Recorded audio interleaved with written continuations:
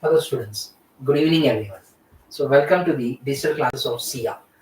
Today we are going to discuss about data structures using C++.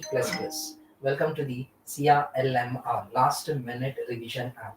Do download the application, subscribe to our social media handles and do follow us. Coming to this, data structures using C++ is our today's class. So the examination for this particular subject is on 24th November 2025, that is tomorrow only. Before going to our syllabus, before going to dive into the syllabus of data structures using C++, let us understand the question paper pattern for this particular examination. Then, so your question paper consists of two simple sections. In the part A, you have 12 questions. Out of this 12, you need to answer any 8. From each and every unit, you are going to get 3 questions. So you have a chance, you have a choice to attempt only 8 questions out of how many dear? Out of 12 questions. And each question carries 4 marks. From each unit, as you know, we have 4 units for the B.SC students. So we will go with 3 questions from each unit. And coming to the section number 2, part B, you will have 4 questions with the internal choice and you need to answer all the 4. You have 4 questions with the internal choice and you need to answer all the 4. From each unit, you are going to have 2 questions. You need to answer A or you need to answer B. Again, they might ask you internal question in the A, internal question in the B also. There may be a part 1 and part 2 in the A and B also. So we need to be prepared for this. Thus, this is your question paper pattern. So I'm just revising it for one more time. We have 2 parts. In the part A, we have short answer questions where they will be giving you 12 questions. Out of 12, you need to answer any 8. So 8 into 4 is 32 marks. And in the part B, you will have 4 questions and you need to all 4 questions. You need to answer all the 4 questions which comes with the internal choice. So 4 into 12 is 48 marks. Then here, after this, let us progress with our syllabus. Going to this, unit 1. In the unit 1, we have a question for the algorithm and what is the pseudocode, which is asked for at least 2 times or 3 times in our previous year question papers, which has been asked for 2 times in our previous year question papers. What do you mean by an algorithm? What do you mean by the pseudocode? And write a program to find the factorial of a given number. Coming to this, an algorithm is considered as a sequential steps which are written usually in the normal language. Considering the algorithm, what is an algorithm? It is defined as a finite set of clear, well-structured steps that are followed to solve a specific problem. And when you are writing an algorithm, you need to focus 3 important things. What will be your input, what will be your output, and how are you processing from your input to output. Because you can't walk in this space, dear, you need to have an output. You need to have a problem, then only you will be able to give the solution to the problem. And giving the solution is also very easiest thing when you have the proper inputs, right? See, very simple to make it very simple. If I ask you to find out average of 3 numbers, if I ask you to find out average of 3 numbers, first you should have 3 numbers. Then only you'll be able to find out the average of 3 numbers. So the first important thing is you need to have the input for your algorithm. Then processing steps need to be taken care. Then here, what are the processing steps? How do you achieve your average of 3 numbers? So when you have 3 numbers, you will calculate the sum of them and you will divide it by 3. That gives you the output. Done. So that calculation is your processing operations, and final one is output, because you are doing all these efforts, you are writing all this code to get the final outcome. That is called as an algorithm. And make sure your algorithm is completing in a finite set of statements, because I can't go with infinite set of statements, or I can't go even with maze of links here, maze of steps, right? అక్కడక్కడక్కడే మనం తిరుక్కుంటూ 34 steps 330 steps మనం చేయలేం, right? We have to complete it very simply in a finite set of numbers. That is what. And see, you are giving the code to the machine, which in the sense the instruction should be very, very clear. You are talking to a machine whose IQ level is completely 0. So your algorithm should be well defined and very clear. Making it very, very simple, keeping it in your user-friendly language, that becomes what your pseudocode. Pseudocode is a English-like representation of a computer program or algorithm. Basic English, basic steps you need to write. ఇప్పుడు నేను మీరు ఎట్లా మాట్లాడుకుంటున్నామో అట్లా basic things మీరు రాసేసినారంటే దాన్ని pseudo code అనేస్తాం. అదే ఒక format లో ప్యాటర్న్ లో ఫాలో అవుతూ మీరు రాస్తున్నారు, ఇన్పుట్ అవుట్పుట్ ని సాటిస్ఫై చేస్తున్నారు అంటే దాన్ని మనం ఏమంటాం, అల్గారిథం అంటాం. Done here. And the most important thing, how to find out the factorial of a number. So when I give factorial of a number, like when I give 5, the factorial of 5 is taken as 5 into 4 into 3 into 2 into 1. The very first and foremost thing is you need to identify the pattern of this. The very first and foremost thing is you need to identify the pattern of this.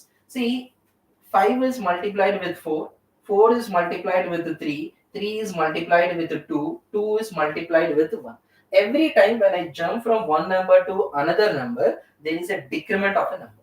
Every time when I jump from one number to another number, there is a decrement of a number. So when you are writing the code, make sure you write the code such that if this is considered as your n, n will be multiplied with n minus 1.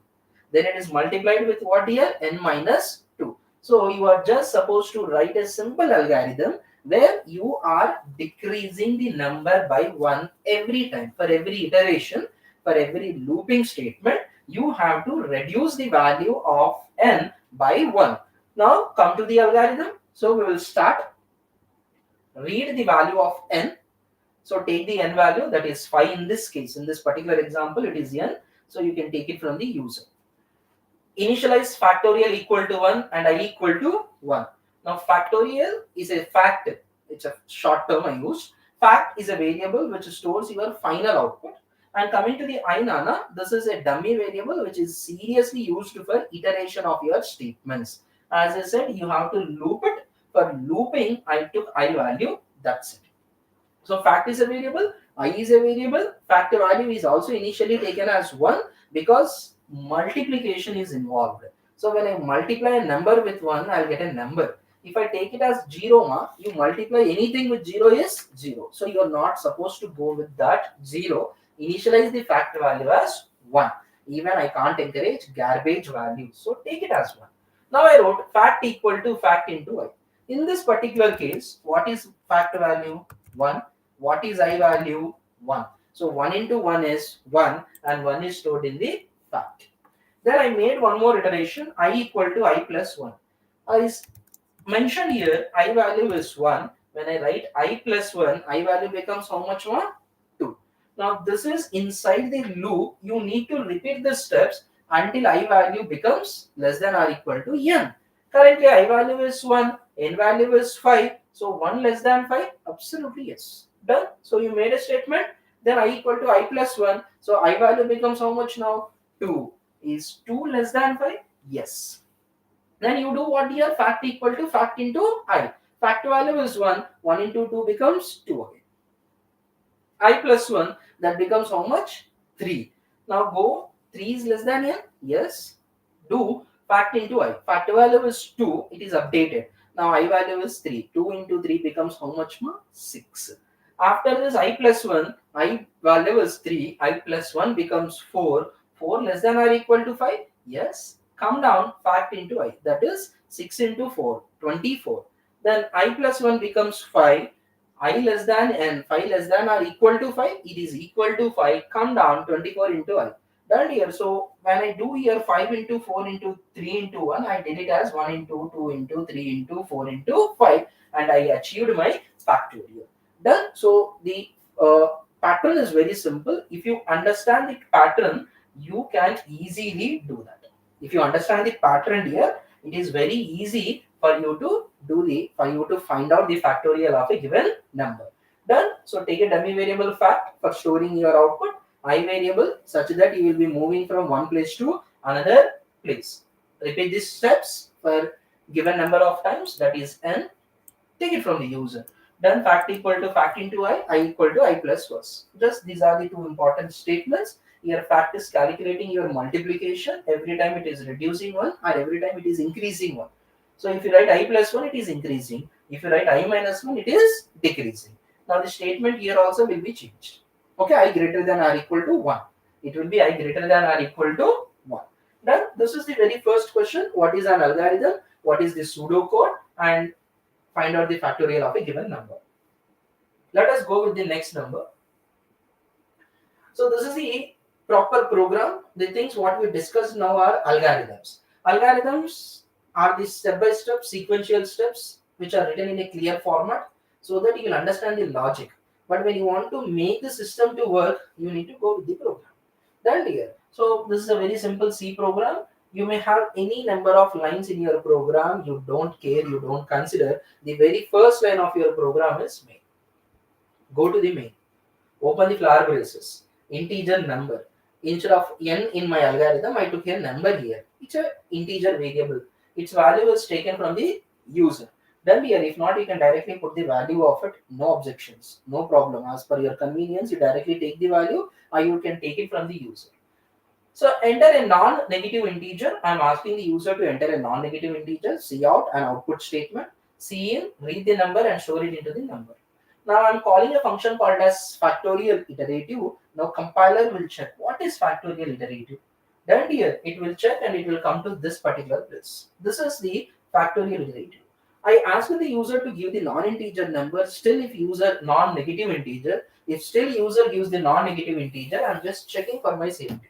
If the given number is less than 0, written -1, and I wrote here if fact equal to -1, factorial is not defined for negative numbers. See the connection between the main and the user defined function. Value is taken to the main number, that value is taken to the user defined function n. Now it said if n value is less than 0, it is -1. -1 says what? You can't find out the factorial of a number.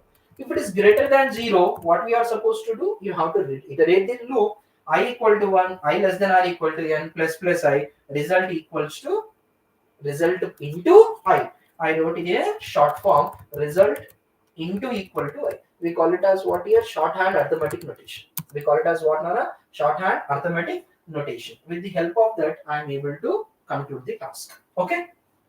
Done. After this,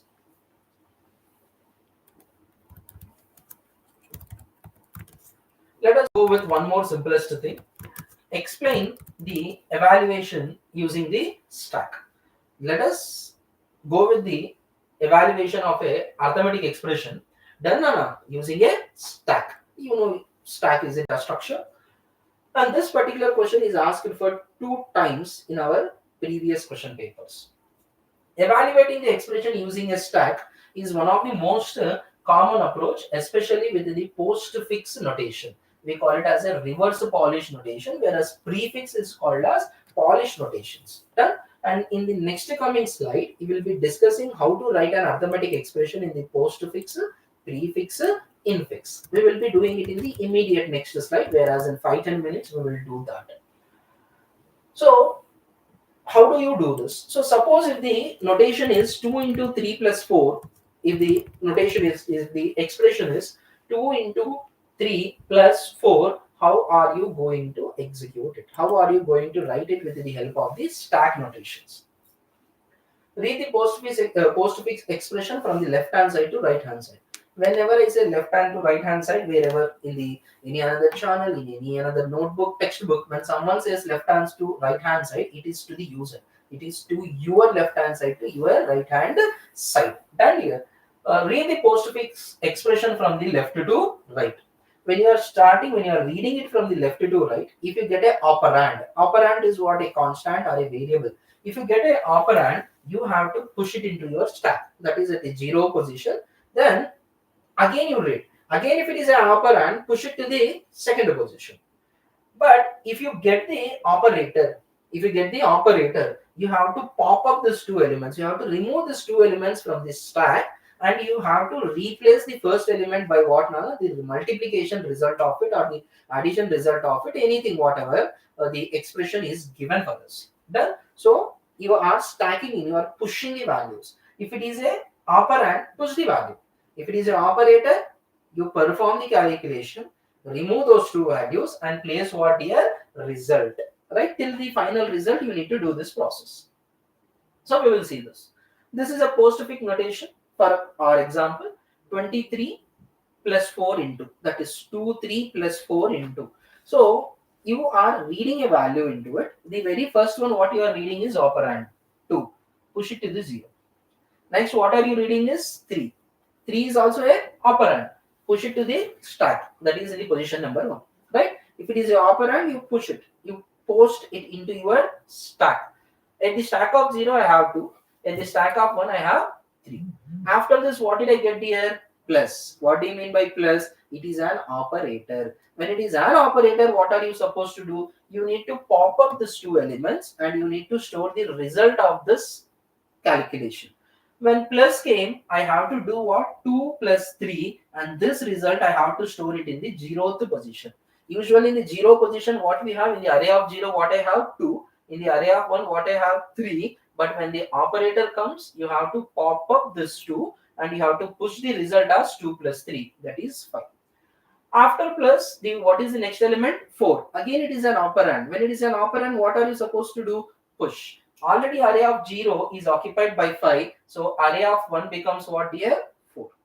After this, we have into. Into is what? Operator. When operator comes, what we need to do? We need to eliminate these two elements, but we need to store the result, the calculation of these two elements. That is 5 into 4, 20.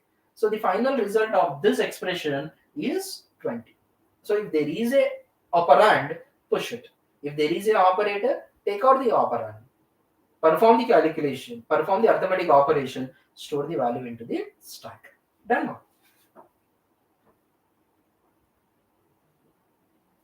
After this, the next question is, we have different types of data structures in C++. So what are these different types of data structures? Done here. So we have primitive and non-primitive data structures. When it comes to the primitive data structures, it is our basic integer, float, character, right?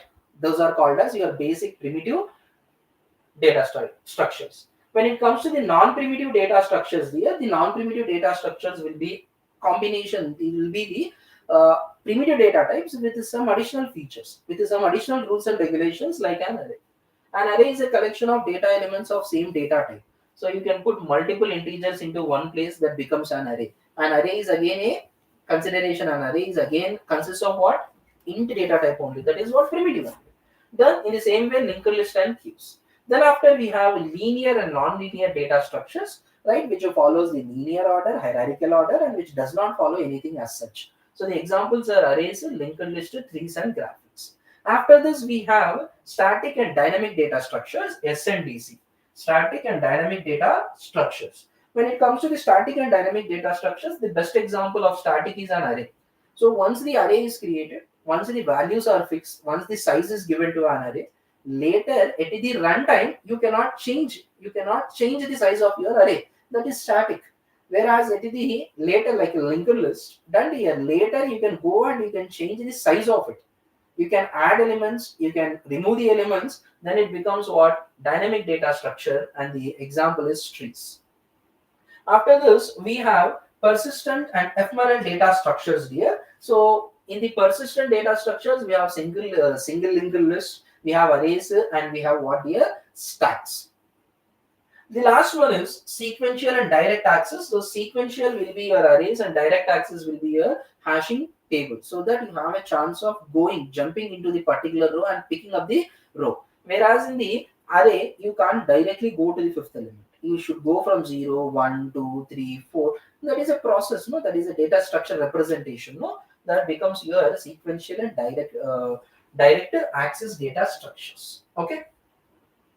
As I said, this will be our last question in the unit 1, the postfix, prefix, and infix notations here.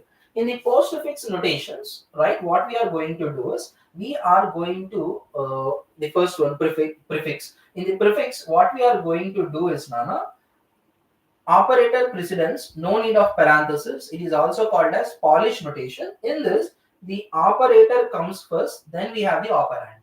When it comes to the postfix notation here, it is a simple expression which is evaluated using the stacks. In this, the operator comes at the last, operands comes at the beginning. This is called as reverse Polish notation. This is postfix notation. This is prefix notation.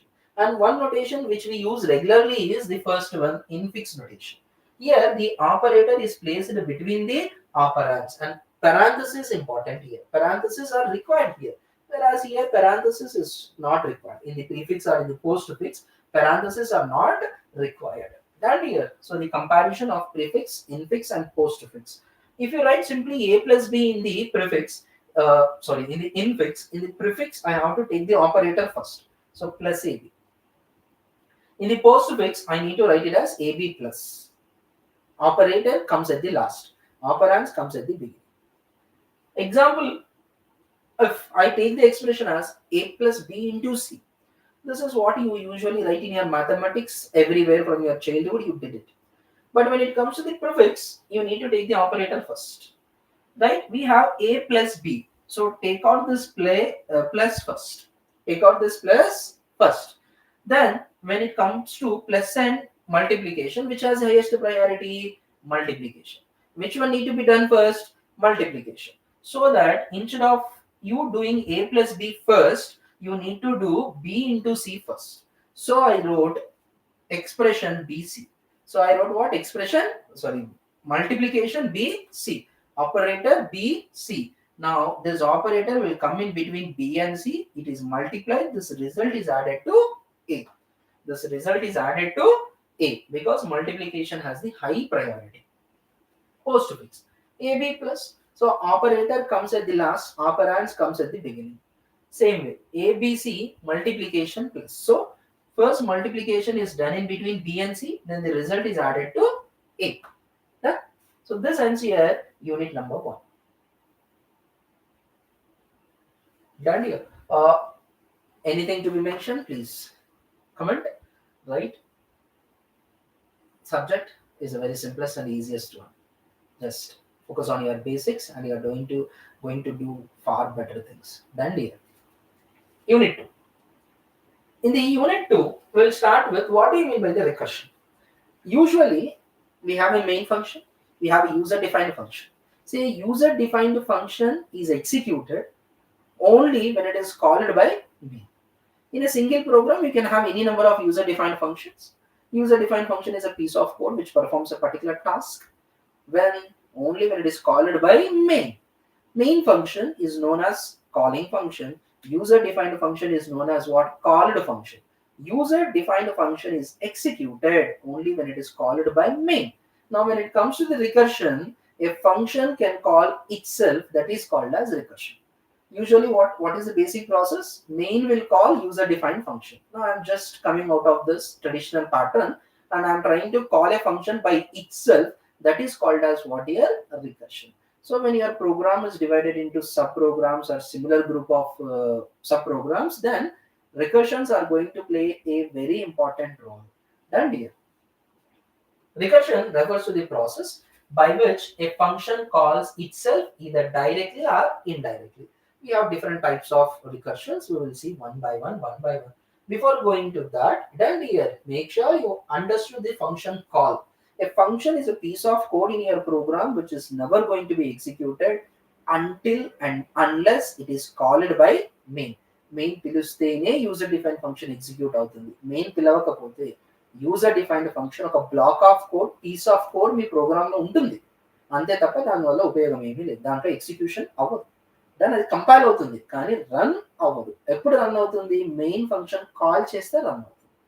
అదే process ని మనం కొంచెం advance level కి తీసుకెళ్ళి మనం ఏం చేసాం? Recursion చేసేసాం. రికర్షన్ ఏమవుతుంది నాన్న? The program will be called by itself, that is called as recursion. We have basic types of recursions. Out of this, the very first one is direct recursion. In this, a function is directly calling itself, that is called as direct recursion. And you write the recursion in the function definition only. You know, a function consists of function declaration, function call, function definition. Function definition is the actual code. If this function definition need to be executed, we need to write the declaration, which is an optional one. Then I go with function call. Done. The biggest advantage is you can call this function for 2 times, 3 times, 4 times, 5 times, 100 times. Code reusability comes into the picture. You write code for once, but it is executed for multiple number of times. So in this particular example, I wrote integer sum. In this particular example, I wrote integer sum int n. Now this n value comes from the main. right? One time at least it has to be called by main, then I can recurse it. If n is double equal to 0, return 0, else what? Return n plus sum of n minus 1. For suppose, if the n value is taken as 5, now is 5 double equal to 0? No. So I'll go to the else block. In the else block, what is there? Return n plus sum of n minus 1. That is, it will be sending back return n 5 plus sum of n minus 1. Now, what is this sum of n minus 1? Calling your function for one more time. What is this n minus 1? Calling your function for one more time. Now what will be the n value? N value is n minus 1, that is 4. Then this 5 is already waiting at your called function. So when you call this again, 4 is not equal to 0. Yes, return n plus. So it becomes what? 5 plus 4. It becomes 5 plus 4. Now n minus 1, that is 4 minus 1. Now it becomes 3. This 3 will be sent to n. This 3 will be sent back to n. Now again n is equal to 0? No. Else come return n. Already we have 5 plus 4 there. Now it becomes 3. Plus sum of n minus 1. So it becomes 2, it becomes 1, it becomes 0. Then it returns what here? 0. So you get 5 plus 4 plus 3 plus 2 plus 1 plus 0. Then here like this you'll be able to perform your transactions. This is direct recursion. The next one is indirect recursion. In the indirect recursion, what we do is the user-defined function will call another user-defined function. This another user-defined function B will call the A again. So A and B are user-defined functions. Like fact will call temp. Temp is again calling what? Fact. If I look at the program, see fact is calling what? Temp. Temp is again calling what? Fact. This is called as indirect recursion. Again, same example.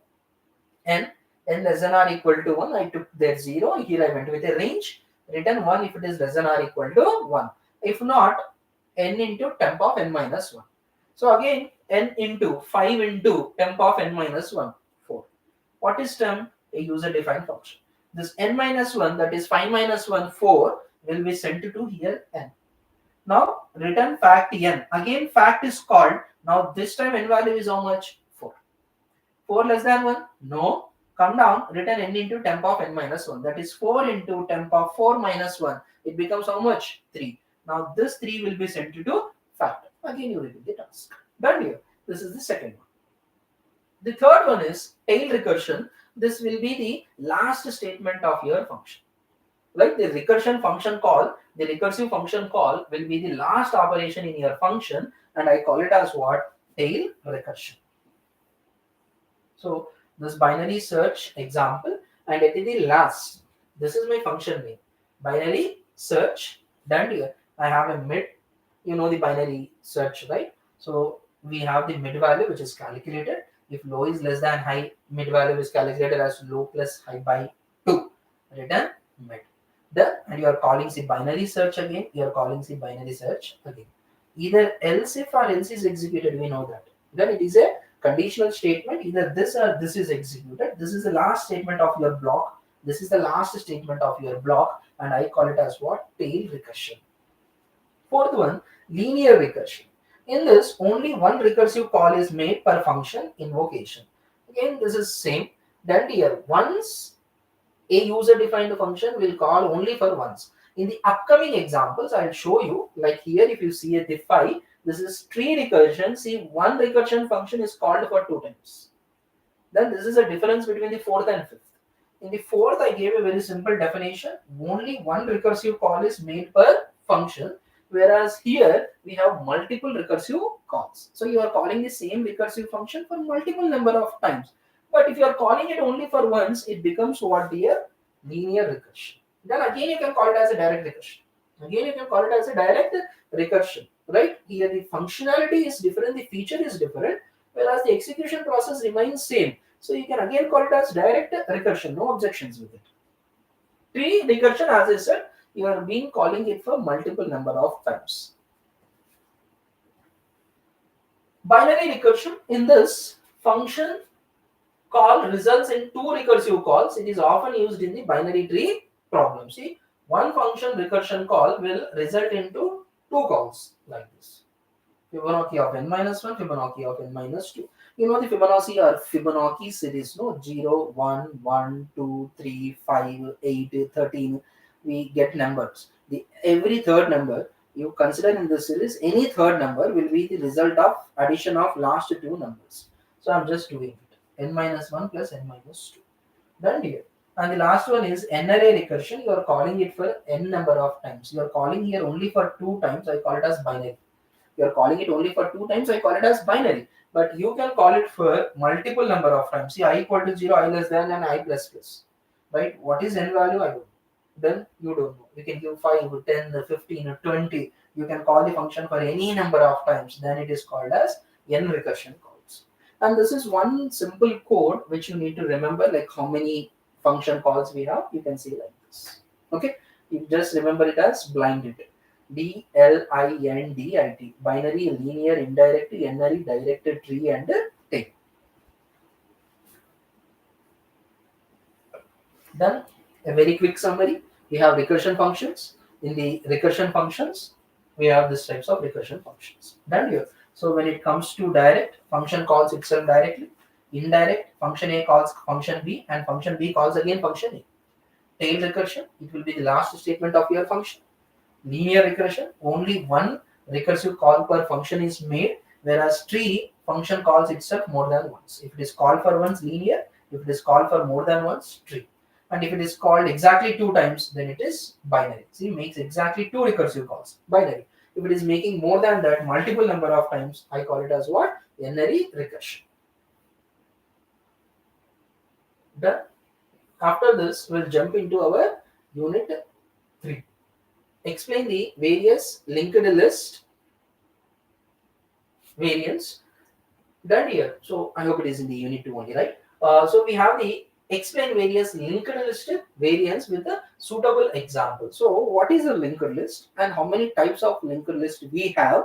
We are going to discuss this question, and this question is appeared for 2 types, right here. So we have single linked list, we have circular linked list, we have doubly linked list, circular double linked list. Done. We will see one by one what are they. So coming to the linked list, we store the data in the form of node. Each and every node consists of 2 important elements: data, link. Element, you can call it as link. Data, link. Data, link. Data, link. Such that the first node will store the data of first node, and in the second part it will store the address of next node. It will store the address of next node. Done here. Same way, the second node will store the address of third node, right? And the last node will be empty. Last node will be empty because there is no node after that. So it will be what, dear? Null. It will be what, dear? Empty. This is your linked list structure. This is a basic way how a linked list is stored. We have node. Node consists of 2 parts: element, link, element, link. Element is your actual data. Link will store the address of next coming node. The last node will be what? Empty. There is no preceding. There is no next node. That's why this particular one will be what, here? Empty. This is single linked list. The second category is double linked list. Double linked list consists of 3 parts: link, node, link. Link, data, link. Every node consists of link, data, link. Link, data, link. So the link stores this link stores the address of first node, then the data node of itself, and the last one will store what here? The last one will store the address of next coming thing. Address of next coming thing, like this. Done. So here we have null because this is the first node. There is no node before it, so I can't store any address there. So I'll keep it as null. 10 is my actual value, and here I have the link. This link stores what? Address of next coming node. Address of next coming node. So the first link will be what? Empty, because this is the first one. Next, second one. 20 is the second node. This is the actual value. We have the link. This link will be the address of first node. This link will be the address of next node. Third node is 30. This is the last node. This stores the address of second node, the first node. Done. And this is not. Done? Right there. This is one thing which we need to focus. This is called as what? Doubly linked list. In the doubly linked list, you will have the link of previous node, link of next node also. Done here, previous node and the next node. Okay. And see, a simple analysis is made, and we are trying to give you the important questions only which are appeared in the last 5 years question papers. The questions which are very important, which is appeared for 2-3 times, 2 or more times, 3 times in the last 5 years, those questions only are discussed here, because discussing all syllabus of 5 units is practically not possible in 1.5 hour node here, in 2 hours node here. So we just made our analysis and we focused on very, very important questions. Please try to understand that. After this circular linked list, as you notice here, the last node value is what? Null. As you notice here, the last value is what? Null. Now, instead of null, what I will do is I will store the address of first. Instead of null, what I will do? I will store the address of first. So it becomes what? Circular linked list. So it becomes what? Circular linked list. And the biggest advantage of this is here, you have a linked list. You have 5 elements. Suppose I deleted the second element or I deleted the third element. Then when I'm inserting the values, I'll go to the fifth element, and linked list says you have reached to the end of the linked list and you can't put more values. But actually 2 values before are empty. 2 values in the beginning slots, right? Opening slots are empty. That gives you what? Fake stack out of storage error.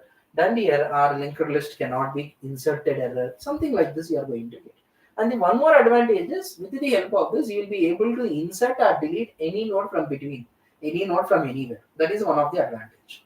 And the circular double linked list is here, this node is not storing the value.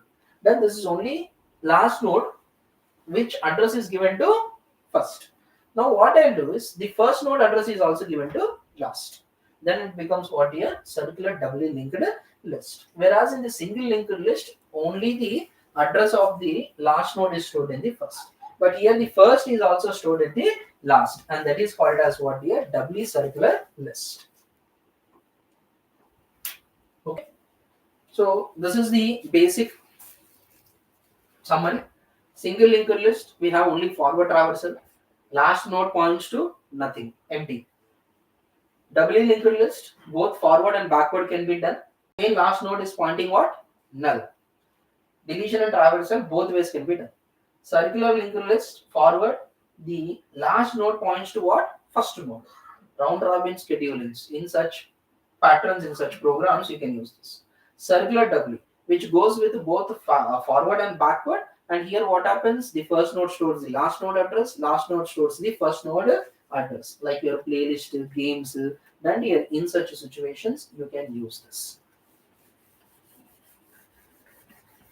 Now, you're asked to write a program as well. Not only theoretically discussing about what is a linked list, you are also asked to write a program for the linked list. Again, when you are writing a program for the linked list, then here make sure what are the operations performed in the linked list. The operations performed in the linked list are push, pop. Push is a operation which is used to insert the value. Pop is a operation which is used to delete a value. These are the two basic operations. What are we going to do? Push is going to insert, pop is going to take out. These are the basic two operations which you need to remember. Again, I have a lengthy program. Then here, again, you need not to worry about the length of the program. You need not to worry about anything. The one thing which you need to concentrate is, where is your main? Where is your main? The very first line of your program obviously will be the main. The compiler starts execution of your program from the main. Then here, so I am here. Stack, my stack. Now you need to know what is stack, what is my stack. Right? This is a class, you are creating an object for your class. This is a class, you are creating an object for your class. And again, I hope you know this, when you create an object to your class, what happens here? A constructor will be initialized. A constructor will be invoked. So let us see whether I wrote any constructor or not for my stack. Let us see whether I wrote any constructor or not for my stack. Yes. This is class stack. There are private and public. You know private and public. Public can be used by anyone, whereas private it can be used only by its child. In the private, I wrote node asterisk top. Now again compiler will check what is node. Then I'll go here. I created a structure. Structure is almost like a class. Here we have the node, data, and the pointer. Why we have this data and pointer? Because I have to store the data and as well as I have to store the address of next coming node. That's why I took a pointer. Pointer obviously deals with the address of a variable. Node initial value. This is the constructor for your structure. Data value and the next null pointer, stating that I'm just storing the data given by the user and the node is representing nothing and the node is representing to nothing. That is what written here, null pointer. And there is no additional code need to be written, so that I wrote open flower brace, close the flower brace, task is done. Node, the structure is also initiated. Public, again there is a constructor, stack, top null pointer. So the null pointer, whatever you are going to get here, done here, that will be called. And it will be considered as the top, making sure that your stack is empty and the value whichever you insert, it becomes the topmost one. Done here. This is the object which is created by you and the constructor which is called by me. Then after it comes to the next line, what is that? My stack push, push, push, display, and also I have the pop. Now compiler will check what is push. Compiler will go and check what is push. Push is again a user defined function which is written in my program. Push integer value. What is the value given by me? 10. That 10 comes and sits in the place of value. That 10 comes and sits in the place of value. And I'm making sure that here this node address will be the new node address, so that the value will be inserted in the 0th position and its link is kept empty, so that if you push any another node, its address will be stored here. That is why I kept null pointer. Done here. Then your value is inserted, that they make sure that value is made it as top. See, and after the value is inserted, I am making the next node as the top node, because the value is inserted, that becomes in the 0th position. If any node is inserted that goes to the first position, that should be the top. Like this, whenever you push the values, what happens? Your value is inserted, your value is moved, the top value is moved to the next node, top value is moved to the next node. Same way, you also have one more method for pop. Same way, you have one more method for pop. Pop method is used to delete the topmost value. Pop method is used to delete the topmost value, because stack data structure where insertion and deletion happens at the same end, and the first element is inserted or the first element is deleted. Done here. So I'm just going to with it. This is your program here. After this, so how do you represent a stack using the linked list? The thing what I said in the form of a programming, the same thing is explained in the form of a theoretical pattern. First, stack is a data structure that works with the LIFO. Queue is a data structure which works with the FIFO. We know that. Stack is a data structure which works with the LIFO, that is last in, first out. Whichever the element came last, that will be removed first. That here, because we have an opening at one end. Top is the only element where insertion will take place, where deletion will take place, only top only. So each node consists of two parts, data, next. Data stores the actual value, next stores what here, pointer to the next node, that is address to the next node. And we load this function, same thing what you have seen in the previous program. And coming to the operations, as I said, we have two important operations in this stack. What are they? Push, pop. Insert a element, delete a element. Push operation, insert at the top. Create a new node. Assign the value to the node. Link the new node to the current top. So that any value is inserted, it will be inserted in the new node. Any value is inserted, it will be inserted in the new node. And that node address is given to the first node. Again, if you insert any node that becomes the top, that address will be given to the second. Again, if you insert, it becomes top, its address will be given to the top. Update top to new node. This is a basic process. Insert a new node, give the value to the node, done, then link the node to the current top, update the top to the new node. Like this. Right? We have already a stack 4, 6 and 8. If I push 2, what I'm supposed to do is this pointer top address I have to give to 2 and 2 address I have to store in the 4. That is what we are doing. And the another simple operation what we have is pop. Pop, it is used to delete from the top. And the process is very simple. If you want to delete the second node, the node address which is given to the pointer need to be erased and it should show the address of what? 4. That becomes this, right? So pop is used to remove the element from the top. Push is used to insert the element at the top. After this, we go with the circular queues. Done here. This will be the last question of your unit 2. Circular queues, right? Queue follows the FIFO structure, that is first in, first out. First in, first out. Done. And the insertion will take it to the, a circular queue is a type of queue where the last position connects the back to the first, forming a circle. I am not dealing with a simple queue here. I am also dealing with what? Circular queue. What is a circular queue? A circular queue is a type of queue where the last position connects back to the first, forming a circle. We also have double queue. In normal linear queue, once the array reaches to the end, no more elements can be inserted even if there is a space because deletion happened at the beginning. But you are making the insertions at the ending, right, Nana? So that what happens? No more insertions are allowed. If you go with a circular queue, that empty space which is already deleted can also be used. That is why we use circular queues. Then, if not, you are going to get an error which is called as false overflow. You are going to get an error which is called as false overflow. Done. So in any circular queue example, we will just do this. We will write front is the -1 and rear is -1. That indicates that queue is empty. Right? If the front is -1 and rear is -1, it indicates that queue is empty.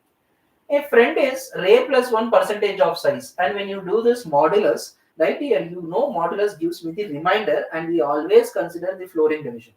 And we always consider what? Floor division, not a seal division. We always consider the floor division. So that you have to eliminate the precision point and you have to take only the number. If it is 2.5, you take only 2. If it is 0.9, take only 0. Don't take it as 1 or don't take it as 0.9. Done here. Modulus percentile sign gives me the remainder as an output. That indicates that queue is full. If front is equal to rear, one element is inserted in the queue. Right? So these are the basic things which you need to remember. And for this, I have a program, std iostream done, define max size 5. Now, what is this hash define preprocessor? Max underscore size 5. What does it mean? You are declaring a macro. Macro value is fixed. And you need not write any equal to or anything. Max size is my macro. Wherever I use max size, its value is taken as 5. Done here. And it's a good habit. Your macros constants will be in the uppercase. So again, there is a program. You need not to worry about program. Done here. The only one thing which you need to worry is where is main. Your program execution starts from main. The compile starts executing. The compiler starts executing from the main. Circular queue. In the same way, last program, circular queue is the class. Queue is the object. Whenever the object is created to the class, what happens? The constructor is initiated. So go to the constructor and you are going with 2 more functions, enqueue and dequeue. You are going with 2 more functions, enqueue and dequeue. Like enqueue is pushing the elements into your queue. Dequeue is popping, deleting the elements from your queue.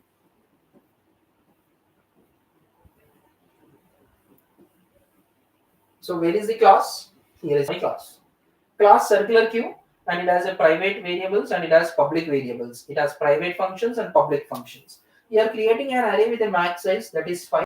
Front and rear are 2 private variables, so it can be used only in the child. Public, anyone can use. Outside the class can be used. That's why the constructor is outside the class, so that I can create the object outside the class. Circular queue, whenever the object is created, these 2 things are done. Front value is taken as -1 and as well as rear value is also taken as -1. If front value is -1, rear value is -1, what does it mean? Queue is created and queue is empty. So insertion can take place from there. Then rear is equals to -1. After this, you called a function called as enqueue.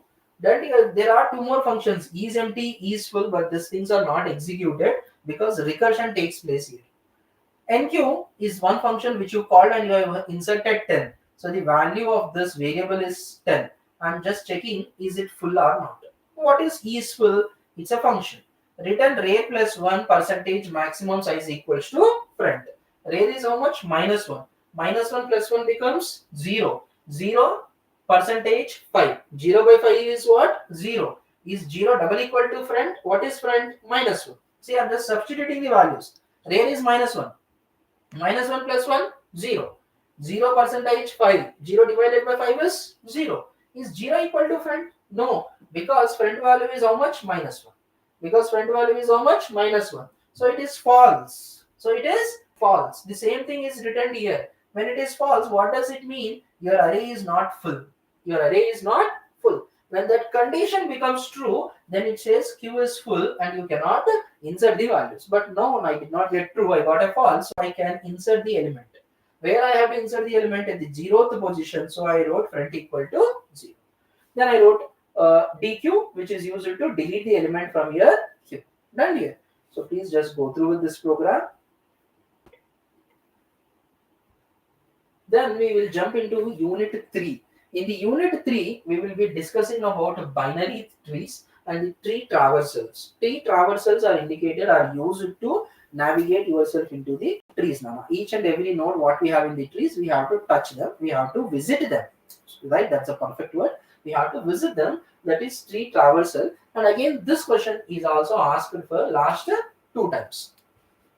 So a binary tree is a non-linear hierarchical data structure where each node has at most 2 children, which is referred as left child and right child.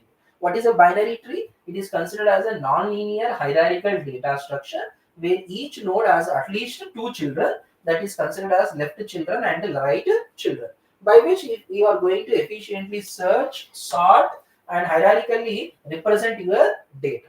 Coming to the tree traversal here, we have 3 types of tree traversals, that is pre-order, post-order, in-order. When it comes to the post-order, you have a tree structure and you have to remember this basic steps. First, you need to visit the root node.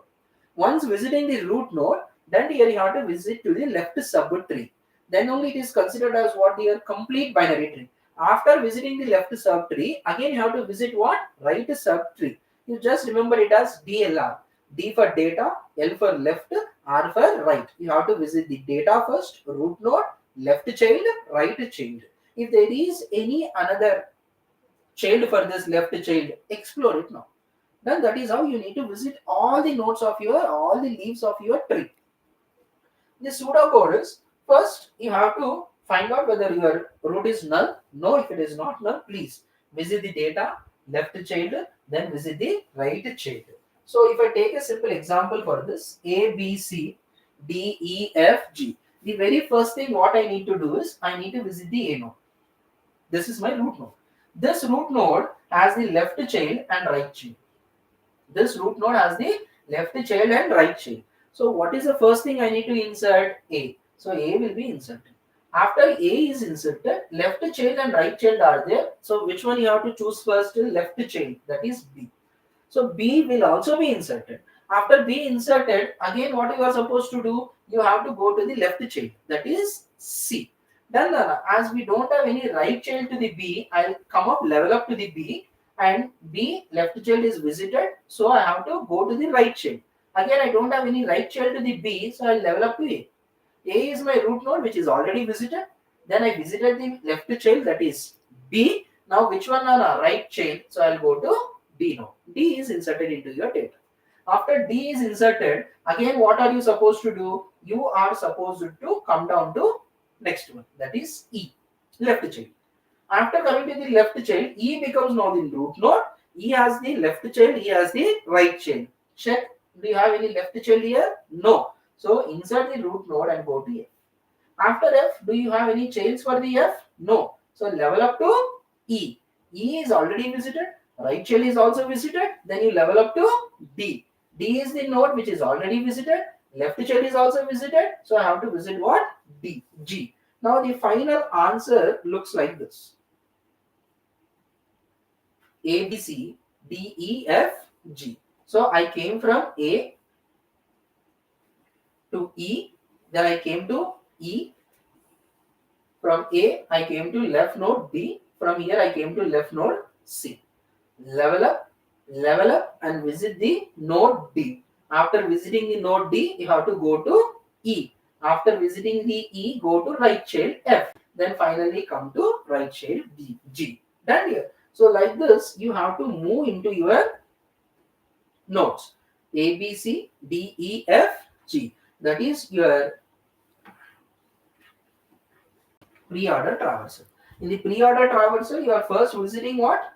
Data, then to the left child, then to the right child. So I gave a proper notes for this. Here, LST indicates left child, RST indicates what? Right child.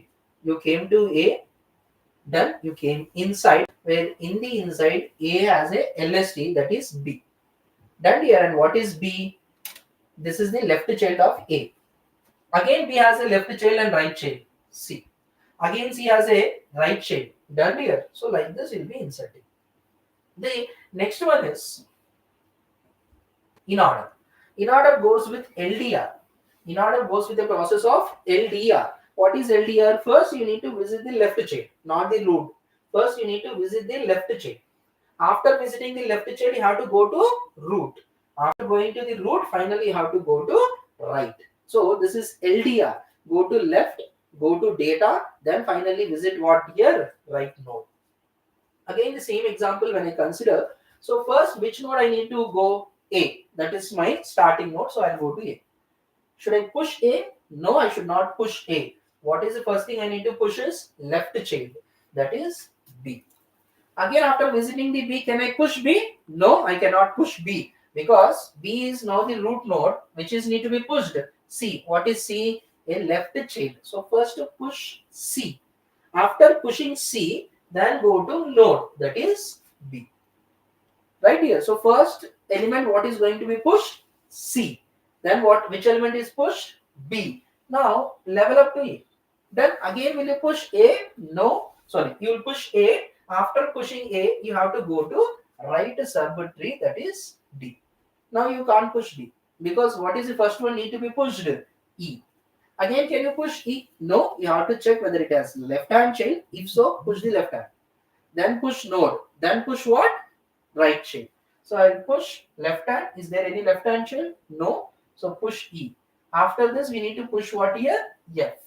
Again, I have to come up, push D, and finally I'm pushing what? G. So the final answer looks like this. So finally I'm pushing what? G.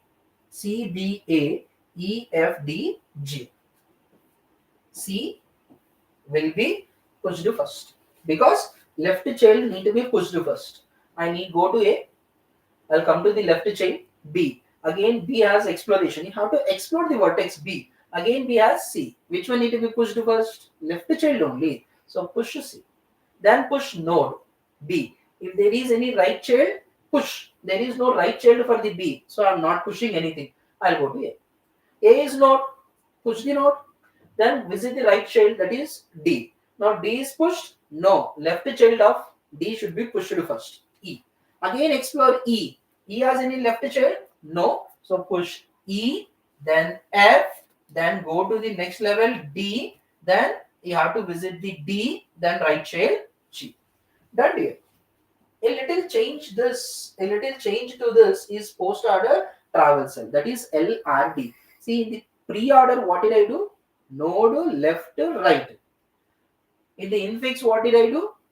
Left node right. Here I am doing it as left right data. Left right node. LRD. So first you need to push the left subtree.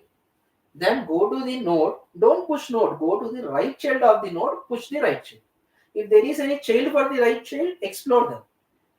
Again follow the same process of left right. If there is any another child for it, explore them. If not, level up. Come back to the node. Go to the right. Visit the right. Push the right. Then come back to the node again. Push the node. That is how you need to do. So I have A, B, C, D, E, F, G. So A is my root node, which has children as B and D. B has C, D has E, G, F. So which one is need to be pushed first? A. I am not pushing it. I am going to the left child of A, that is B. Right? Again, B is pushed. No, you need to explain if there is any left child of B. Yes, there is a left child of B, so I will go to C. C, again check there are any children for C. No, I don't have any children for C. That is the last node. So push C. After pushing C, you have to search is there any root node, right node for B? There is no right node for B. So I'll push B. After pushing B, I'll go to A. Right, Nana? Should I push A? No, I should push what? Right child first. Then I have to go to A. So I'm not pushing any A now. Right, I'll go to B. Again, should I push B? No, you have to check you have any left child or right child. If there is a left child, visit the left child first. Then visit the right child. Then come back to the node. Node will be the last one now. So I'll go to E. I have to check is there any children for E? Yes, there is a children for E. That is F. So push F first. Then visit back to the E. Push E. Left node of D is pushed, but right node of D is not pushed. So go to right node of D. That is G is pushed first. Then D, then A. Like this, you have to go backwards. Done here. So A is pushed last. Then A, last A. C, B, F, E, G, D, A. This is post order travel cell. Done here. So we have 3 traversals by which you will be able to visit the nodes. So in the post order traversal, I ask you to first visit the left child, then the right child, then go to root. Done here. You have to remember these basic things.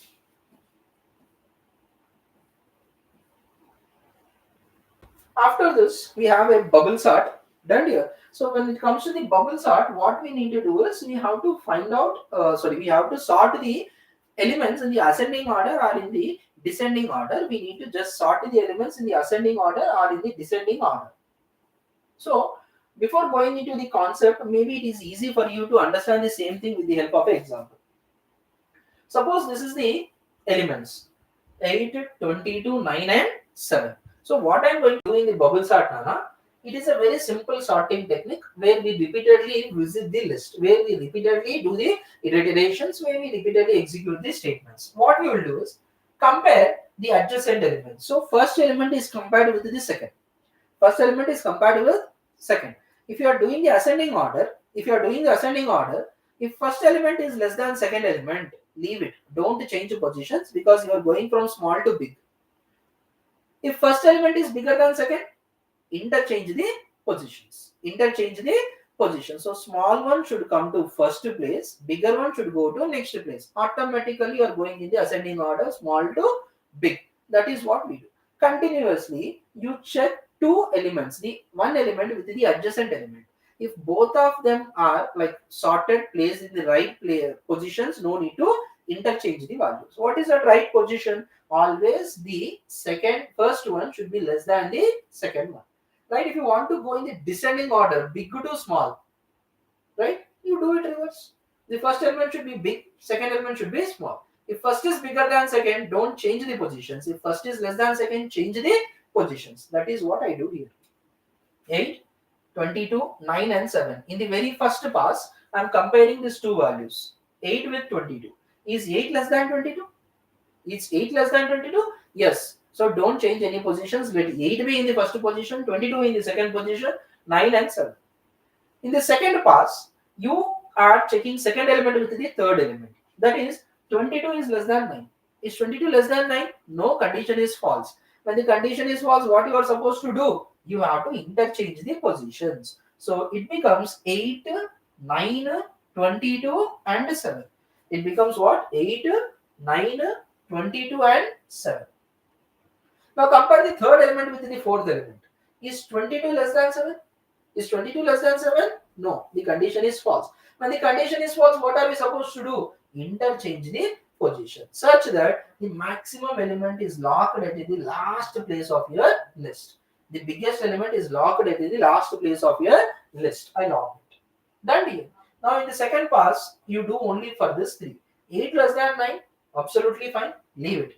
9 less than 7, no, 9 is not less than 7. So it comes as 8, 7, 9. It comes as 8, 7, 9. Now you have to go with the last pass with 8 and 7. You have to go with the last pass with 8 and 7. Is 8 less than 7? No. So interchange the positions 7, 8, 9 and 22. This is your sorting. This is your sorting. Then here, what are you doing in this bubble sort? You are repeatedly comparing one element with the another element. If the first element is placed perfectly with the second element, no need to interchange. If not, you need to change. Right? What is the perfectly placed? If the first element is less than second element, leave it. Then, and if it is not, interchange the positions, ascending order. If you want in the descending order, if first element is greater than the second element, leave it.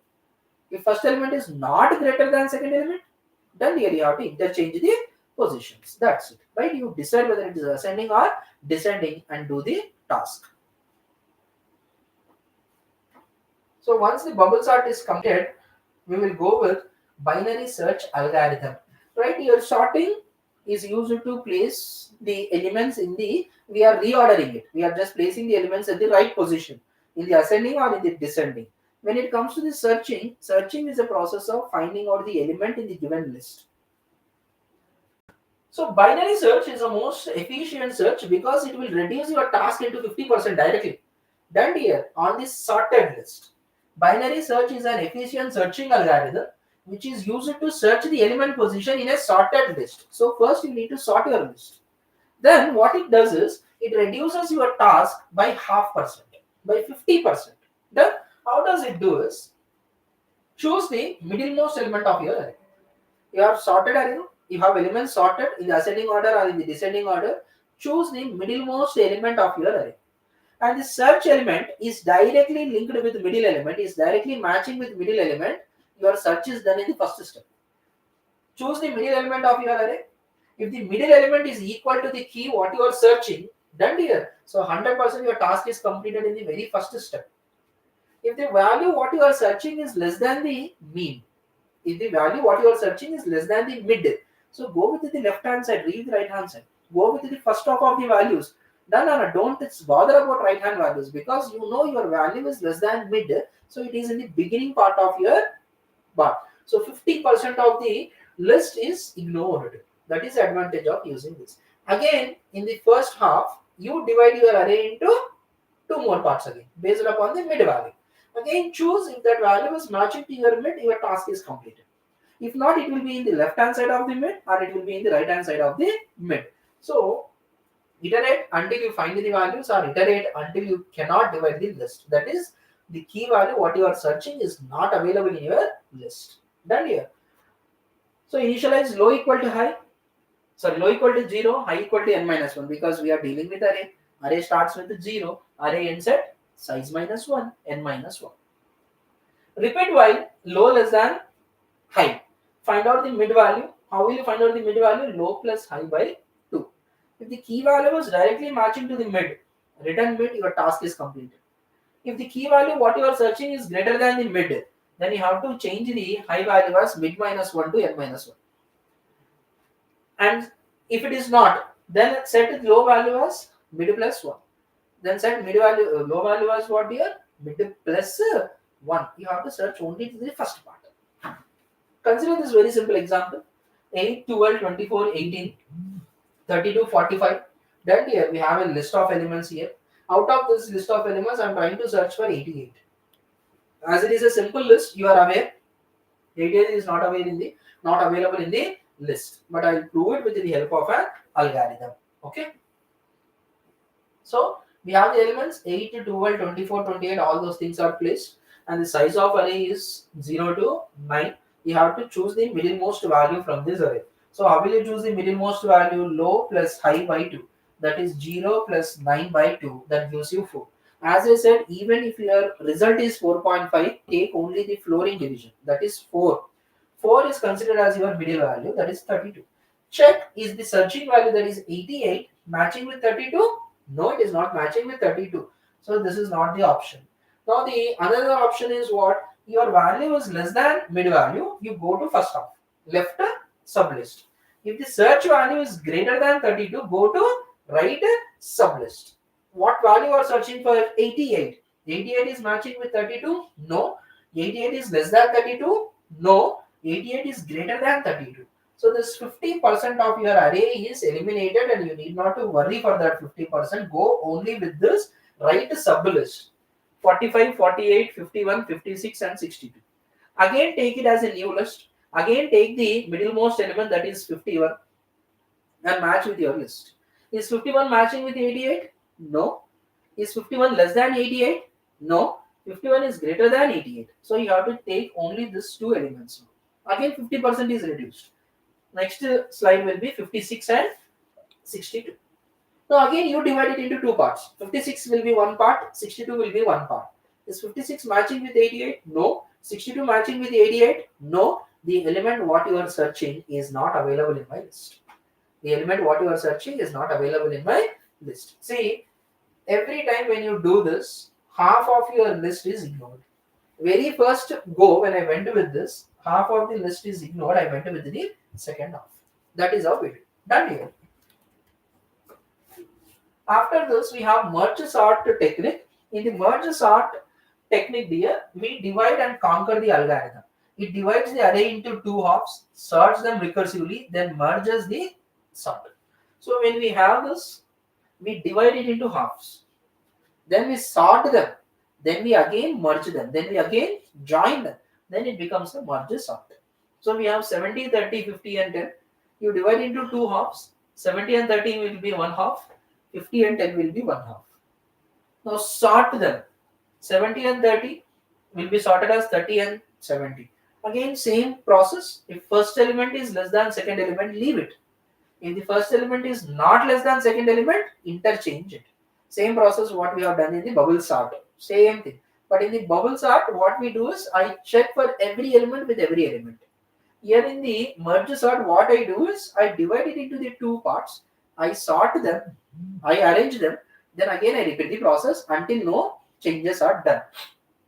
So 5 into 10. Divide 5 and 10. So it becomes 10 and 50. Now again what you are supposed to do is you need to merge and you need to make a very simple sort. 10, 30, 50 and 70. Done here. This is about your merge sort.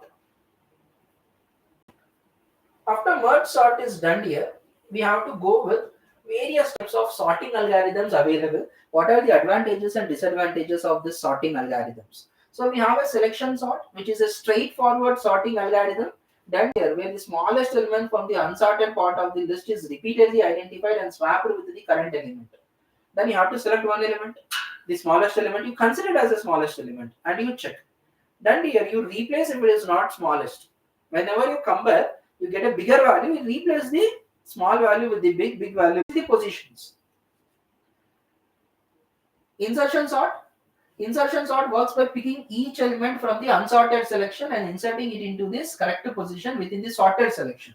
So again, what we do is we take an element pivot value and we consider it as sorted. We consider it as sorted. I consider this element with the first. Then if it is matching, if it is less than that first, interchange the positions. So that number comes here, pivot value will be changed now. Then the smallest element will go and sit in the first place. Now all the other elements are not sorted. So initially when you do this, what happens is you get the middlemost element first, such that all the elements will be right hand side towards you. Right hand side are bigger than that middle, left hand side are smaller than that middle. So we will identify that and we will do this. Bubble sort, which is already done just by us. Then we will compare the first element with second element with third element with fourth, and we interchange the positions. Quick sort, divide and conquer things. Okay. So these are the different sort of sorting techniques what we have. Then there are little more things to be completed. So I'm just running with the things right here. So we have minimum spanning tree. When we have a weighted graph, see, trees can be graphs. Trees can be graphs. Done here, but I can't take it as a cyclic process. Then that's a problem for me. So when I go with the minimum spanning tree, what do you mean by minimum spanning tree is you have to visit all the nodes what you have in your tree. You have to visit all the vertices what you have in your tree. That is called as minimum spanning tree with less weight. Then as the tree is given here, from V1 to V2 I have a connection. From V1 to V4 I have a connection. From V1 to V6 I have a connection. But look at the minimum weight. V1 to V4 has the minimum weight. No, the weight is 1. V1 to V2 has the minimum weight 1. V1 to V3 has the minimum weight 3. Then here, out of which I will choose V1 to V2, which has the minimum weight. Now, after visiting V2, I have to visit the unvisited vertices. V2 can go to V5, V2 can go to V3. But when I want to go to from V2 to V5, here the weight is 4. When I want to go to from V2 to V3, the weight is what? 2. Which one is minimum here? 2. So visit from V1 to V2, only one weight. V2 to V3, only 2. Now, V3 can be visited to V1, V3 can be visited to V4. I can't visit V1 because already V1 is visited. If you visit V1 again, what happens? V1, V2, V3, V1. V2, V3, V1. It goes in a cyclic process which is not allowed for us. Graphs can be cyclic better. Tree cannot be cyclic. So I'll go to V3. From V3 to I'll go to V4. Again, V4 has a node to V1 with a weight of 1. V4 has a vertex V5 with a weight of 4. I can't go from V4 to V1. Again, if I go for V4 to V1, cycle process. So V1 to V2, V2 to V3, V3 to V4, V4 to V1. I'll be in a cyclic process. I can't do that. So even it is bigger, I'll go to V5. Then I'll go and I'll stop at V6. Again from V6, I'll not visit any node.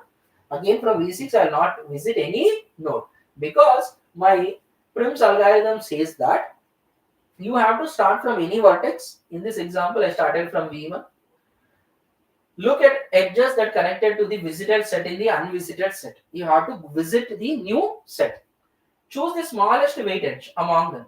Right? When V1 is considered, what are the unvisited edges? V2, V3, V5, V6. These are unvisited vertex. I did not visit them. So out of all these things, I have to choose which has the smallest weight. V2 has the smallest weight of 1.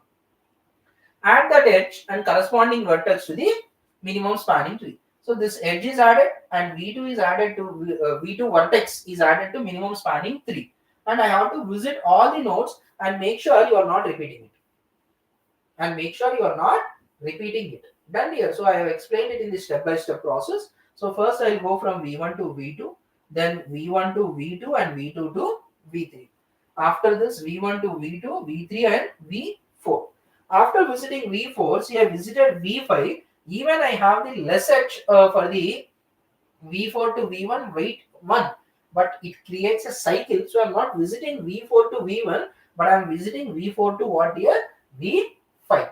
And step 5, V5 to V6. And once it is visited, you have to stop it. Done?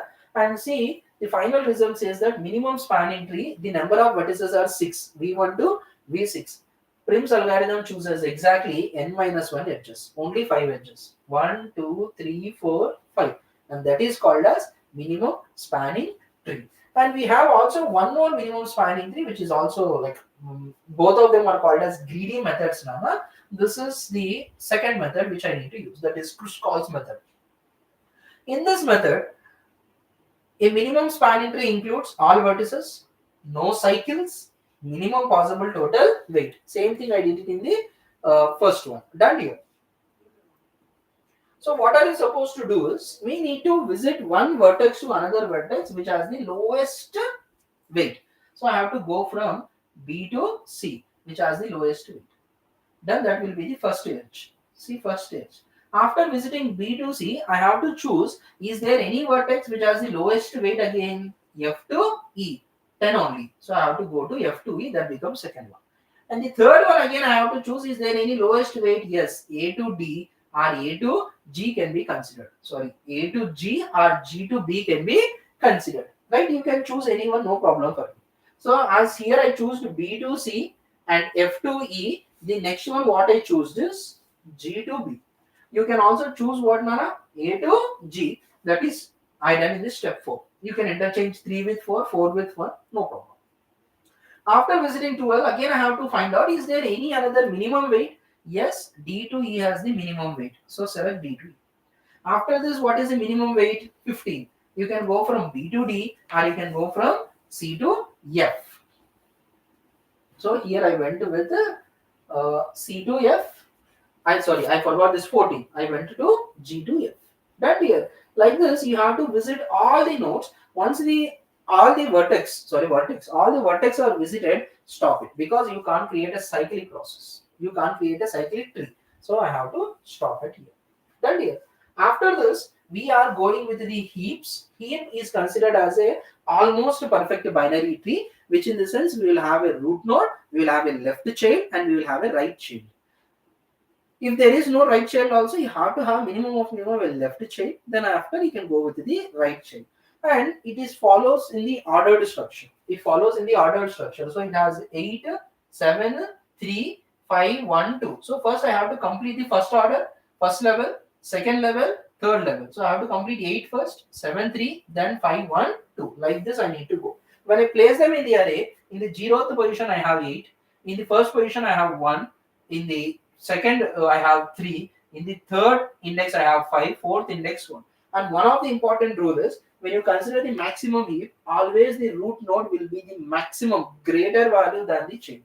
We also have the minimum heap, that's that always the root node value will be the less than the chain value. This is a maximum heap. This is a maximum heap. In the maximum heap, what happens is every parent node is greater than or equal to its children. Every parent node is greater than or equal to its children. Then here, like this, you will be placing the heaps.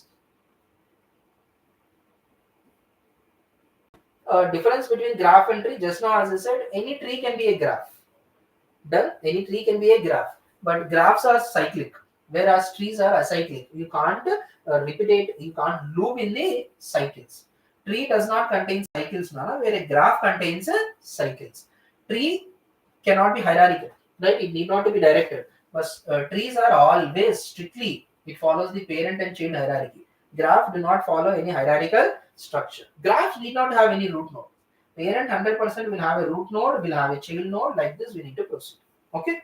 So after this, we have the representation of graphs here. In the representation of the graphs, this is an undirected graph. 1, 2, 3, 4. And when you want to represent this graph here, you have to have a matrix. And in the matrix, see, I gave the values of here 1, 2, 3, 4, 1, 2, 3, 4. Find out the connection. 1 is connected with 1? No. 1 is connected with 2? Yes. 1 is connected with 4? Yes. 1 is connected with 3? Yes. Same thing I represented you. So here 1 represents true, 0 represents false. There is a relation from 1 to 2, 1 to 3, 1 to 4, whereas 1 to 1, no. Coming to the second, there is a relation with 2 to 1, 2 to 4, but not with 2 to 3, but not even with 2 to 2. So 2 to 1 is true, 2 to 2 is 0, 2 to 3 is 0, 2 to 4 is 1. Consider 3, 3 to 4, 3 to 1, 3 to 2, no. 3 to 3, no. So same thing, 3 to 1, 1, 3 to 2, 0, 3 to 3, 0, 3 to 4, 1. Right? After this, you can also go with the length of 2. For this, we need to use the A square representation, right? Advanced adjacent representation. We call it as advanced adjacent representation. In this process, we have to check whether you have the length of 2. This is the best. Then I have to visit 4. For visiting the 4, then here I have to visit 2 vertices. That is 1 to 2, then 2 to 4. Now the weight becomes how much? 2. That is what I represented here in the graph. That is what I represented here in the graph. Done here. So for 1 to 4, if I want to visit, see, I gave it 2. Whereas 4 to 4 also I can visit. I can go from 4 to 3 and again I can come back from 3 to 4. I can go from 4 to 3, I can come back from 3 to 4. That's why 4 to 4 I wrote it as 1. That's why from 4 to 4 I wrote it as 1. Same way 3 to 3 also. I'll go to 3 to 4, 4 to 3 again I can come back. So 3 to 3 is taken as 1. Same way the length can be a square, a cube, a4. No value for it. No objections for us. You can take anything and we call it as what here? Advanced adjacent representation. Then adjacent list representation is also included. Now look at this undirected graph link. V1 is linked with this example. This is undirected. This is directed. This is not for this. Okay. V1 is linked with V3. V1 is linked with V5. V1 is linked with V2. V1 is not linked with V4. V2, V5, V3. I wrote here. V1 linked with V2. Again, it goes to V3. The address is stored for the V5, and V5 is the last one, so that it becomes null. Same way, when I take V5, V5 is linked with V2, V1, V3, V4. So I put V1 with V1, V2, V3, V4. After this, nothing is linked, so it's stored as null. Same way, you can also do it for the directed graphs here, that is representing the same. Okay, ma? Now we have depth first search and breadth first search, right? When a node is given for you and a tree traversal is need to be done, how you are going to do that? You can do it in the depth first search method, or you can do it in the breadth first search method. So when it comes to the breadth first search method, so first you need to BFS. When it comes to the BFS, you have to visit the node and you have to complete the nodes in this level. In this level, you have to complete all the nodes. Then only go to the next node and again complete the explanation of this node, and you complete all the other nodes. Whereas in the depth first search, first I will visit the node 1. After visiting node 1, I will see what are the chains of 1. I have 3, I have 2. So it's your wish. You can go to 2 or you can go to 3. When you go to 2, right here, you can't again insert this 2. You have to explore 2. Find out if there is any child for 2. Find out if there is any child for 2. Yeah, I have a child 5, I have a child 4. Again, don't insert 2. Go to 4 or go to 5. If you go to 4, again find out, again explore. Is there any child for 4? Yes, then visit. Again explore, is there any child for 8? No. Now you will trace back. You will come back from the 8 to 4. You will insert 8, you will insert 4, and from 4 you will come back to 2. Then you will go to 3 again, because this is node which is unvisited. Like this, you need to visit all the nodes in your tree. Start from a selected vertex. Push the stack and mark it visited. Visit an unvisited neighbor. Push it and repeat it. Backtrack when no visited neighbor exists. So when you go to this, when you are struck, you have to backtrack. And here, this is depth first search. So first I visit 1. From 1, I go to the next element here. I can go to 2 or I can go to 3. Say I can go to 2 or I can go to 3. But I can't push it. Then here, if I go to 3 again, I have to find out what are the nodes for 3. There is 7, there is 6. Again, I can't push 7 or 6. I have to find out, is there any children for 7? Is there any children for 6? If yes, explore that also. Go to that level also, that is 8. It is already there. Then here, so I have to go to the 8. Then, like this, you have to go and your answer will be this. 1, 3, 7, 8, 5, 4, 6, 2. So first, I'll go from 1 to 3, 7, 8. Then 5, 4, 6, and finally what dear? 2. Then 2 is executed last. Because you go to the 2, but you did not include the 2, you explore the child nodes. Done here. Whereas in the BFS, breadth first search, your task became very simple. In the BFS, your task became very simple. Then you have to just visit this 1, push 1, visit 3 and 2. This order, this level should be completed. Then only you go to the next level. So it will be simple 1, 2, 3, 4, 5, 6, 7, 8. You are not searching for any depth. You are not going in depth to the child. You visit the child, you push it. Done here. That is BFS. Whereas DFS, you have to visit the vertex and you have to explore the vertex. If there is any child for it, go deep. Go deep. Once you end at the last leaf, come back to the node. Then you print the node. Then again come back to the node. See where is another child, you do it. In the breadth first search, you level the first, then use the queue, then visit the neighbors. So the answer is very simple here. 1, 2, 3, 4, 5, 6, 7, 8. That's it. Okay, dear. Right? So these are the most important questions what asked in the last previous question papers, and these are the questions which are analyzed by our SIA and we try to present before you. Hopefully this class helped you to gain the knowledge, and hopefully this class is going to help you to get better marks. Yeah? Thank you, all the very best, and I formally thank the management of SIA then for providing this beautiful opportunity. All the very best students. Hopefully, you are going to do best in your coming examinations. Please do download SIA app. Please follow our social media handles. And if there is any doubts, please comment. If there is any appreciations, please comment. If there is any improvement, please do it in a sensible language. We will try to improve from ourselves. Done? Waiting for your comments. If there is anything to be answered, right, I'm here to answer it here.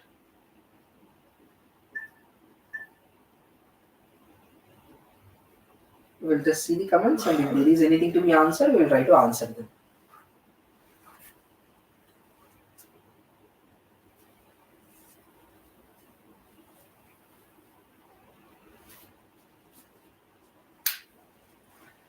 Now, what about data engineering and other things? We will see.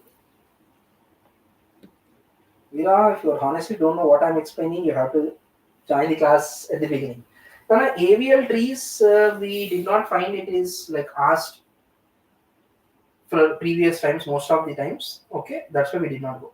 Yes, these are the important questions only. The most important questions only are addressed here, or it is answered here.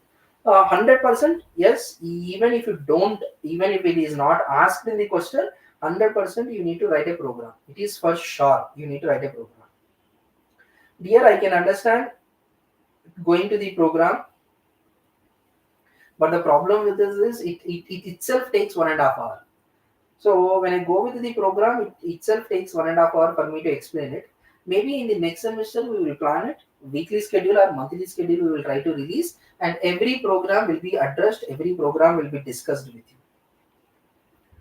For with our analysis here, these are the important things which are available for us. I can say like again, I can't promise you anything, but I can say these are the gunshot questions. Yes, these are the questions which are asked for most of the time, so that we are going with it.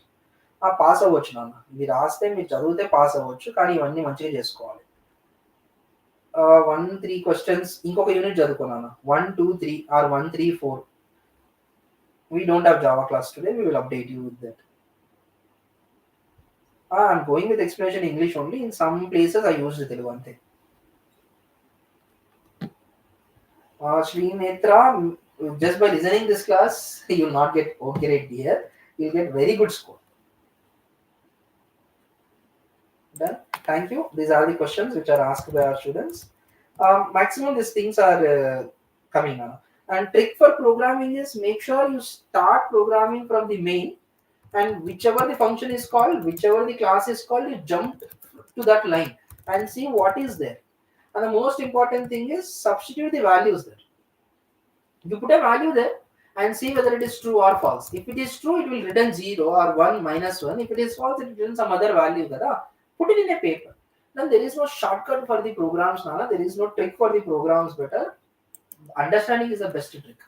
So how do you understand? You start from the main.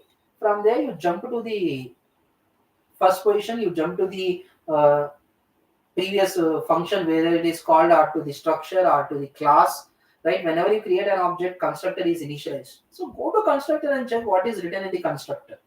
Then next time 100% we are going to go with the classes. 100% we will go with programs. We obviously are expecting these questions will come.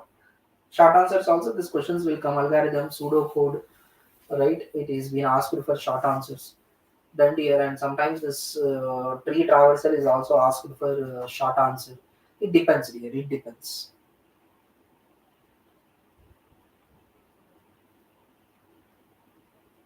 We will try. You buy the LMR PDF, right? Try to go with the 2 or 3 units very perfectly, or try to go with 2 units very perfectly. Important questions from that 2 units. See, this is last minute revision. We are trying to cover the best possible questions so that student need not to worry about the concepts. So student will read this simple questions and we will try to score better marks. That is our try here. That is how we planned our LMR. Hopefully it is helped and it is helping students in this semester also. We have got the feedback from the students. It is helping. That also maybe it will be also helpful to you. It will be also helpful to you. Please focus on the units and focus on these important questions, obviously. Short and both of them are important. Veera, if there is anything, talk to me, Veera. Why Rishita? Why hello Rishita? Veera. Right? Thank you. Shall we close the class? All the very best. We will see how well you are going to do in your exams. Hopefully, you are going to doing good. Hopefully, you are going to do good. All the very best from SIA. I'm Srikanth, signing off. Thank you all.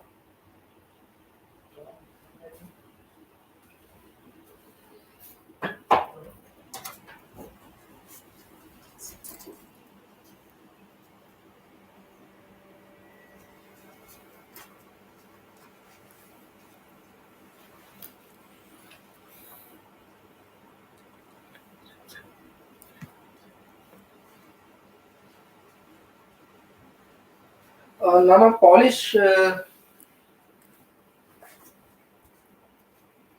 you're talking about important questions. See, what all discussed here are important questions. So if you read this, you are going to pass, maybe yes, because we have covered almost 20 questions now here. So almost out of the 20 questions, you may expect minimum 5%. Sorry, 5 questions in the question paper. You'll be clearing your exam, isn't it? So if you get two long answers, you'll get 24 marks attempted there, and two short answers, you attempted 4 into 8 into 4, 8 marks. So you attempted 32 marks. Out of 32, Nodia, you have to get somewhere around 24, 28 kada. Maybe you'll pass with this. Madhu, we don't have any sort of tricks or magics here. You have to read. Then one trick, what I said already is when you want to understand the programming, please make sure you visit the main first. From the main, you go to the next line. In the line, whichever function is called, whichever class is called, jump to that class. Right? And what is the code in that class? You just see. And you give some values to it. 3, 4, 5, or 10. And you supply some values to it. And see how does the code reacting for you with that values. Accordingly, your return will be given. No? Store that values in the return. Store that values in the stack. Right? At your place. And add them. That's it. Right? That is going to be helpful for you. And programs are very important. You need to write. Queues are important and the circular queues are quite important, which we discussed here.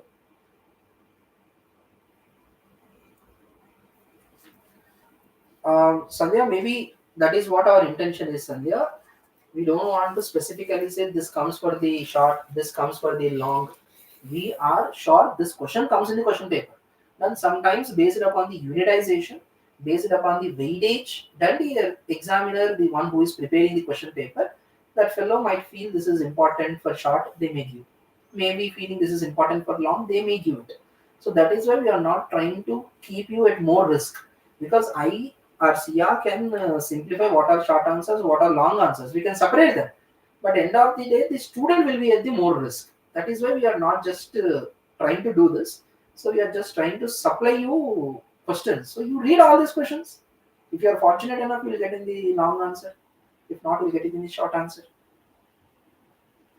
So some important questions. DFS. BFS is important. Tree traversal is important. Graphs is important. Then here, algorithm pseudocode is important. Factorial of a program is important. Right? So what are we discussed then from the beginning of the class are important. My pleasure, Veera. నాన్న పక్కా వస్తాయి అనుకునే మేము చెప్తున్నాము. పక్కా వస్తాయని అనుకుందాము. దాంతో పాటు ఒక రెండు క్వశ్చన్లు కూడా ఎక్కువ చదవండి. తప్పేం లేదు. ఈ క్వశ్చన్స్ మీకు హెల్ప్ఫుల్ అయితే అనేసి అనుకుంటున్నాను. దాంతో పాటు ఇంకొక రెండు ఏమన్నా ఉంటే చదవండి. ఏమవుతుంది?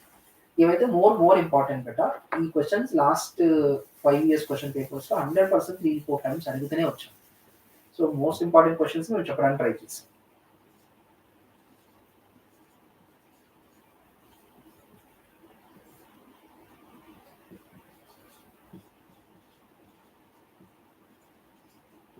Anything else?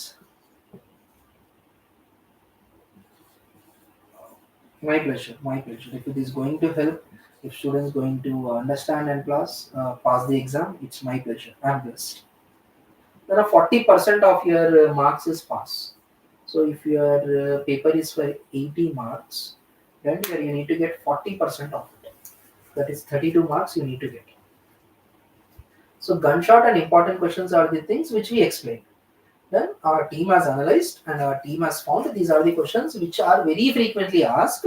So we sorted out them and we gave you the class on them. These are gunshot important questions here.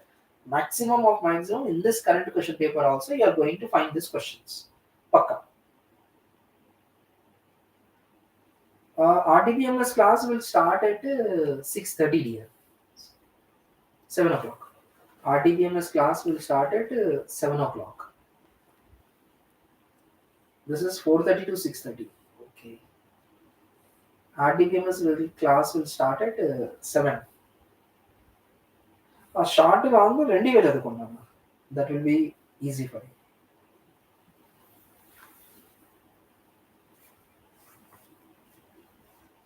Maximum ఇవన్నీ చదువుకుంటే పాస్ అయిపోవచ్చు. So what are the questions I asked you? So BFS, breadth first search, DFS, depth first search. Then these are the important questions. Difference between graphics and tree, graph representations,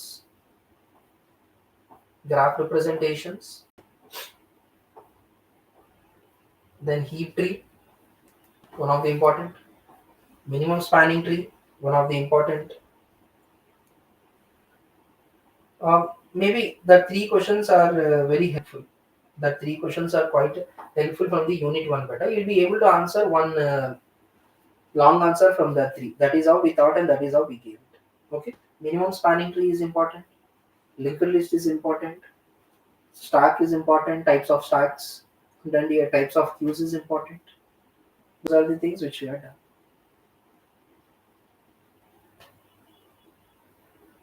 Veera, I do teach for Shivashivani Degree College, Somajiguda. New branch at Hyderabad, Somajiguda. I do teach there here. Done. Thank you.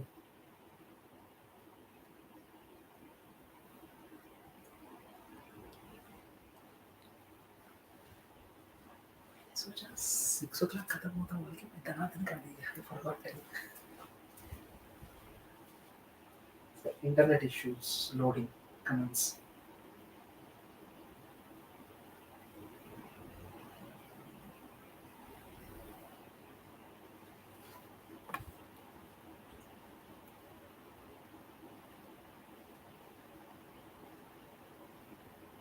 Thanks, students. Is there anything else so that I can help you?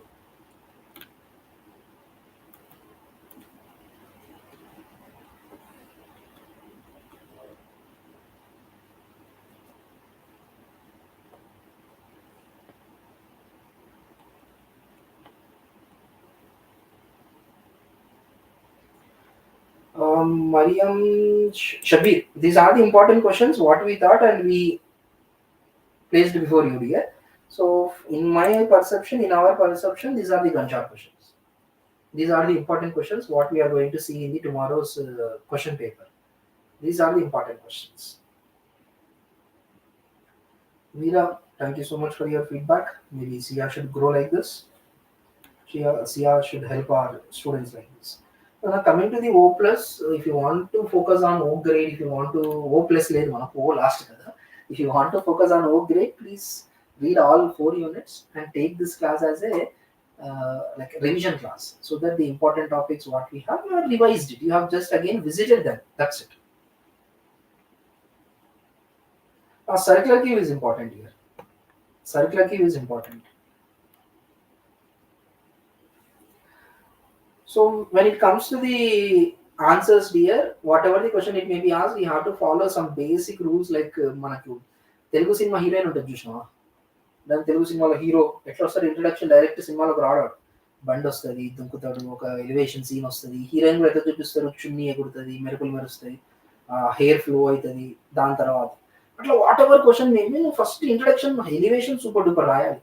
So you start with definition, you start with explanation, you write the syntax of it, the example of it, finally program with output రాకపోతే కూడా మీకు marks cut చేస్తారు. Then in the evaluation process, writing the output is mandatory. Output రాకపోతే sample output or expected output రాకపోతే మీ marks cut అయిపోతాయి. సో output మీద కూడా మీరు ఫోకస్ పెట్టాలి కదా, you have to write your outputs. So please go through with this basic definition, explanation, syntax, program, and this. Now in the unit for gunshot questions, sir, we have this DFS and BFS. Depth first search, breadth first search. 100% you'll get. I mean, from our view, maximum, right? You will get that question. BFS and DFS. So we thought of like it is going to be pakka. Then the difference between graph and tree, that is going to be there, right? And we have the representation of graphics, that is going to be there.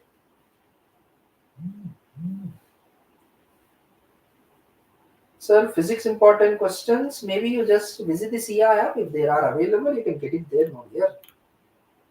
Uh, Notes, I'll just discuss with the team and I'll let you know. Maybe the notes is available in the SIA and you'll get the notes. The notes which I displayed here, I will just see and I'll try to post it in the SIA. I'll speak with the management and we will do the needful. No, sometimes no, some things are in Telugu. If it is a serious topic of syllabus, I'm explaining it in English only. Sure. I'll inform, and all these important questions with this we will send you. So see here, they will not ask exactly what is Polish notation or reverse Polish notation. They'll be asking you what are the different types of orders, like pre-order, post-order, in-order. What are the different types of notations? Those questions will be asked. So you need to work accordingly. Then if it is exclusively Polish, you have to take it. Okay. So to access this answer, the other PDFs, the other videos, please download the SIA app from the Play Store. Done. And there you will be able to find out the PDFs. There you will be able to find out the important questions, topics. All those things are available in the SIA app. Please download the SIA app from the Play Store here. Chandrakant, don't only gunshot questions, Chandrakant. Right? What are the things we discussed within now are gunshot questions only. Okay?